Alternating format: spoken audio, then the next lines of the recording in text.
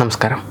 സൗരയൂഥത്തിൽ സൂര്യന് ചുറ്റും ഭ്രമണം ചെയ്യുന്ന ഗ്രഹങ്ങളെക്കാൾ ചെറുതും ഉൽക്കകളേക്കാൾ വലുതുമായ വസ്തുക്കളാണ് ചിഹ്നഗ്രഹങ്ങൾ.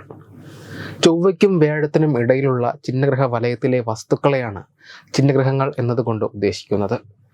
1801 സിറിസ് എന്ന ആദ്യ ചിഹ്നഗ്രഹം ജുസെപ്പെ പിയാറ്റ്സി എന്ന ശാസ്ത്രജ്ഞർ കണ്ടെത്തുന്നത്. ഇത് ഒരു ഗ്രഹമാണെന്നായിരുന്നു ആദ്യം കരുതപ്പെട്ടിരുന്നത്. ഇതിനുശേഷം നിരവധി ചിഹ്നഗ്രഹങ്ങളെ മനുഷ്യൻ കണ്ടെത്തി. ഇവ നക്ഷത്രങ്ങളെപ്പോലെ പ്രകാശബിന്ദുക്കളായാണ് അക്കാലത്തെ ഉപകരണങ്ങൾ ഉപയോഗിച്ച് കാണാൻ സാധിച്ചിരുന്നത്. എങ്കിലും നക്ഷത്രങ്ങളിൽ നിന്ന് വ്യത്യസ്തമായി ഇവയുടെ ചലനം കാണാൻ എളുപ്പമായിരുന്നു. ചൊവ്വയ്ക്കും വ്യാഴത്തിനും ഇടയിൽ ഭ്രമണം ചെയ്യുന്ന ചിഹ്നഗ്രഹ വലയത്തിലെ ഏറ്റവും വലിയ ചിഹ്നഗ്രഹമാണ് സൈക്കി 16. പൂർണ്ണമായും ലോഹത്താൽ സമ്പന്നമാണ് ഈ ചിഹ്നഗ്രഹം എന്നതാണ് പ്രത്യേകത. അമേരിക്കയുടെ നാസ അടക്കം നടത്തുന്ന ചൊവ്വ വ്യാഴം പരീക്ഷണങ്ങളുടെ പ്രധാന കാരണങ്ങളിലൊന്നും സൈക്കി 16 ഈ ധാതു സമ്പത്താണ്. ഭൂമിയുടെ സമ്പദ് വ്യവസ്ഥയെക്കാളും 10,000 ക്വാഡ്രില്യൺ ഡോളർ വലുതാണിത്. ഇരുമ്പ്, നിക്കൽ എന്നിവ കൊണ്ട് സമ്പന്നമാണ് ഈ ചിഹ്നഗ്രഹം. അകക്കാമ്പ് മുഴുവൻ സ്വർണമാണ്. ലോഹനിർമ്മിതമായ ചിഹ്നഗ്രഹങ്ങൾ സൗരയൂഥത്തിൽ തീർത്തും അത്യപൂർവമാണ്. പാറ നിറഞ്ഞവയാണ് ചിഹ്നഗ്രഹങ്ങളിൽ കൂടുതലും. ഭൂമിയുടെ ഉൾക്കാമ്പിനെ പോലെ വേറേതോ ഗ്രഹത്തിന്റെ ഉൾക്കാമ്പായിരുന്നു സൈക്കി എന്നും പണ്ട് സൗരയൂഥത്തിൽ നടന്ന ഏതോ വൻ കൂട്ടിയിടിയിൽ ആ ഗ്രഹത്തിൽ നിന്ന് വേർപെട്ട് ചിഹ്നഗ്രഹമായി മാറിയതാകാം എന്നുമാണ് ശാസ്ത്രജ്ഞർ നൽകുന്ന വിശദീകരണം. 1853 മാർച്ച് 17 ഇറ്റാലിയൻ ജ്യോതിശാസ്ത്രജ്ഞനായ അന്നിബാൾ ഗാസ്പാരിസ് ആണ് ഈ ചിഹ്നഗ്രഹത്തെ കണ്ടെത്തിയത്. അന്നു മുതൽ സൈക്കി ജ്യോതിശാസ്ത്രത്തിലെ ഇഷ്ട പഠന വിഷയമാണ്.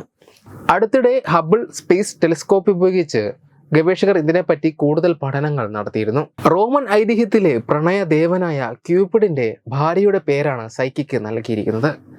സൈക്കിയെ മറ്റൊരു ദേവതയായ വീനസ് കൊന്നുകളഞ്ഞു എന്നാണ് ഐതിഹ്യ കഥ.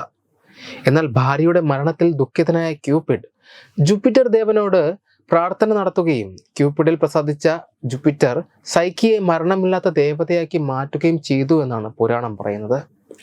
സൈക്കിയിൽ നിന്ന് സ്വർണവും മറ്റ് ലോഹങ്ങളും ശേഖരിച്ച് ഭൂമിയിലെത്തിക്കാനുള്ള സാധ്യത നിലവിൽ കുറവാണ്. കാരണം നമ്മുടെ സാങ്കേതിക വിദ്യ അത്രയൊന്നും വികസിച്ചിട്ടില്ല എന്നത് തന്നെ. ഇനി ഏതെങ്കിലും വഴി അങ്ങനെ കൊണ്ടുവന്നാലോ? ഇപ്പോഴത്തെ ലോക കോടീശ്വരന്മാരെക്കാൾ ധനികന്മാരായി മാറും ഭൂമിയിലെ ഓരോ വ്യക്തികളുമെന്നാണ് കണക്കുകൾ പറയുന്നത്. പക്ഷേ ഇത് വിപരീത ഫലമാകും വരുത്തിവെക്കുക. കാരണം ഇത്രയധികം ലോഹങ്ങൾ എത്തുന്നതോടെ നമ്മുടെ നിലവിലെ വിപണികൾ ഇടിഞ്ഞു വീഴാനാകും വഴിയൊരുങ്ങുക എന്നാണ് സാമ്പത്തിക ശാസ്ത്രജ്ഞർ പറയുന്നത്. Web desk Tatwamayi news.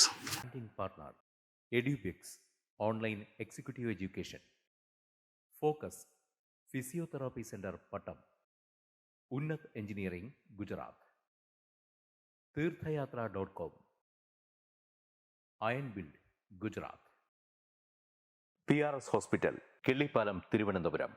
5 തലമുറകളായി നിങ്ങൾക്കൊപ്പം. തുമ്പമൺ ശ്രീ വടക്കുംനാഥൻ ക്ഷേത്രം, അമ്പലക്കടവ്, പത്തനംതിട്ട. ശ്രീമദ് സ്കന്ദപുരാണ മഹാസത്രം 2025 മെയ് 11 മുതൽ 18 വരെ. ബ്രഹ്മശ്രീ മുംബൈ ചന്ദ്രശേഖര ശർമ്മയുടെ മുഖ്യ കാർമ്മികത്വത്തിൽ മഹാഗണപതി ഹോമം, സ്കന്ദപുരാണ പാരായണം, മഹത് പ്രഭാഷണങ്ങൾ, പൂജഹോമാദികൾ, കലാസാംസ്കാരിക പരിപാടികൾ. സത്രയജ്ഞ കർമ്മങ്ങളിലേക്ക് എല്ലാ ഭക്തജനങ്ങളുടെയും സാന്നിധ്യവും സഹകരണവും സാദരം അഭ്യർത്ഥിക്കുന്നു. മഹാസത്രവേദിയിൽ മെയ് 18 പഴനി അരുൾമിക ദണ്ഡായുധപാണി സ്വാമി ദേവസ്ഥാന അർച്ചക സ്ഥാനികർ ശ്രീസെൽവ സുബ്രഹ്മണ്യ ശിവശാരിയാരുടെ മുഖ്യ കാർമ്മികത്വത്തിൽ നടക്കുന്ന അതിശ്രേഷ്ഠവും സർവൈശ്വര്യദായകവുമായ സ്കന്ദഹോമം. സ്കന്ദമഹാപുരാണ സത്രത്തിന്റെ ആദിമധ്യാന്തമുള്ള സമ്പൂർണ്ണ തത്സമയ കാഴ്ച തത്വമയി നെറ്റ്വർക്കിൽ.